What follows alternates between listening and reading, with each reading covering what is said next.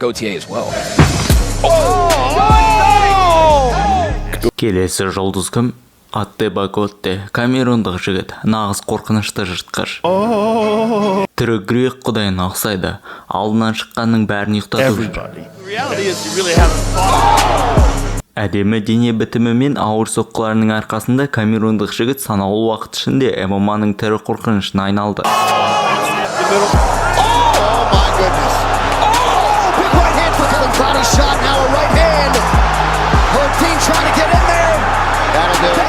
Бүгін біз африкалық монстрдің жойқын соққыларынан болған әсерлі нокаут сәттерін тамашалаймыз.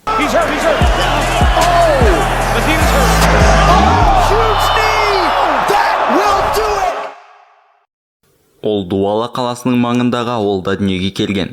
Бала кезінен анасының қалай ауыр еңбек ететінін көріп өсті. Сол үшін оған білім алып адам боламын деп уәде берген. 17 жасында жауынгерлік самбомен айналыса бастаса да, спорттағы жетістіктеріне қарамастан университетті физика мамандығы бойынша аяқтап шықты. 19 жасында диплом алып, кейін аз ғана дайындықпен ММА-да сәтті дебют жасады. Бір жылдан соң лайықты зал іздеп Манчестерге көшті. Клеткадағы екінші жекпе-жегінде 3 раунд бойы басымдық танытты, бірақ жергілікті төрешілер оны әділетсіз түрде жеңіліске ұшыратты.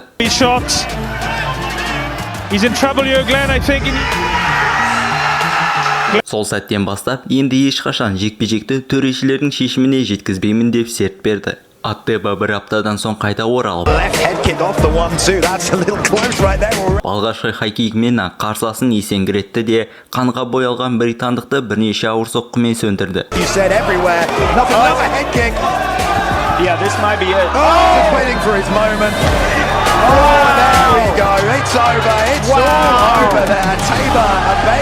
Англиядағы бір жылдық дұрыс жаттығуларының арқасында оның аяқтан алып құлатуға қарсы қорғанысы жақсарды. It's just different. He's a fantastic. And it's just Etienne Lysick is covering up. There's the finish. Соққы техникасы да айқын өсті. Сол сәттен бастап орта салмақтағы қарсыластардың бастары домалай бастады. Тіпті тәжірибелі Карлос де Соузаның өзі айқастағы алғашқы байламада ұшып түсті.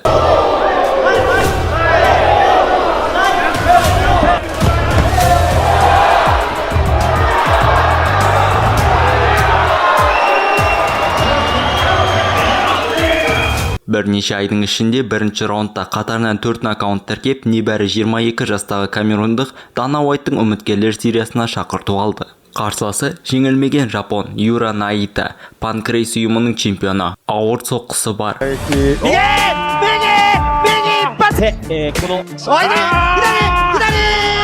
Әрі партерде мықты. Келісім шарт үшін болған жекпе-жекте Аттеба алғашқы минутта жапонның қыспағына төтеп берді.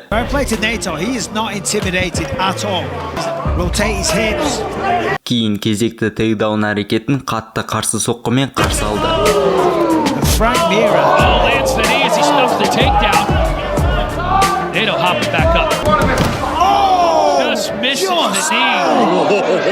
Партерде әлі шикі болғанмен, ол үзіліске дейін сабыр сақтады.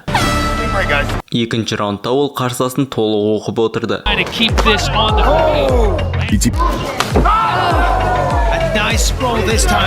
Тейкдаундарды тоқтатты. Ажыраған сәтте соққы серияларын қосты. Ал жерде балғамен жұмыс істеуді бұрыннан білетін.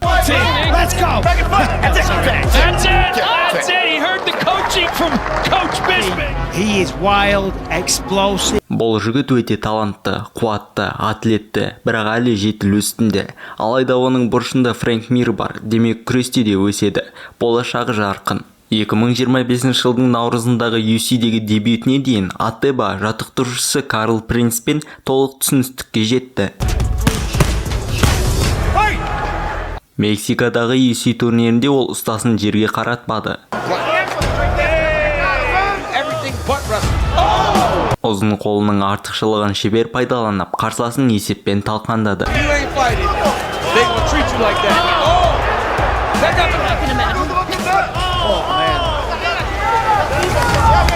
Раунд соңында Хосе Медиа сол жақ хукты жұтты. knee, that was nasty. Үстіне тіземен нүкте қойылды. But he was hurt. Huge knee! That will 4 айдан кейін Роберт Валентин камерундықты өшіремін деп сес көрсетті. Бірақ алғашқы соққыдан кейін ақ қорғанысқа тығылып 1 минуттан сәл аса шыдады. Oh my goodness.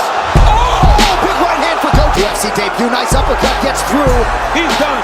Oh, body shot now in the knee. The body shot now a right hand. Herb Dean trying to get in there. That'll do it. That will do it on table. My goodness. Нәтижесінде тағы бір дәл сол жақ хук және тағы бір бонус. Екінші рет кештің үздік өнері үшін $100,000 сыйақы алды. Әр жекпе-жектен кейін мен ең алдымен анама қоңырау шаламын. Мен осында өстім. Әжем үнемі ана жерде отыратын. Мен сол үшін жылап тұрмын. Отбасыдағы ең кенжесі болғандықтан онымен ең көп уақыт өткіздім. Енді мен UFC'демін, бірақ ол енді арамызда жоқ. Айналаңа қараш, мұнда түк те жоқ. Мен мұны өзгертуім керек. Туған жерінде күш жинап, таза протеинмен қоректеніп, жүлде ақшасын анасына жаңа үй алуға жұмсаған Готте промоушнда оны октагонға тезірек шығаруға көндірді. Келесі қарсылас Тристон Вайнс. Ол жекпе-жектің 15 минуты бойы қашып жүруді ойлады. Vines is gonna have to fight a little bit, though. He can't just like do that today. He cannot get trashed. He's way on the outside. Oh, he ate a knee on the way in. Вайн өз бойынан еркектік рухты оятпақ болды. Coach forces a shot. There it is. That's a takedown chance. Бірақ бұл қасиет оған көмектеспеді. Here. Oh no! Oh! What is this? Oh my God! How? With all the physical. Аттеба тіземен соққы жасап, тор жанында шынтақпен белсенді қорғанысты көрсетті. Сенің күшіңнің кесірінен сенімен төбелескісі келетіндерді табу қиын. Шынымды айтсам мен білмеймін, өзімді өзім ұрып көре алмаймын ғой. Менде күш бар ма, жоқ па? Жекпе-жек дағдыларының қарқынды өсуін Аттеба өзі жоғарыдан берілген дарын және жаттығуларға толық берілдің нәтижесі деп түсіндірді. Мен ең тез жалықтырып жіберетін дос шығармын, өйткені мен залдан, үйден және дүкеннен басқа ешқайда бармаймын. 2025 жылдың қаңтарында өсіп келе жатқан жұлдыздың деңгейін тексеруге Ресейден шыққан бойшаң нокаутер, бауырға тебілетін айлалы киктердің шебері Андрей Пулаев шықты. Карьеру и слева руки!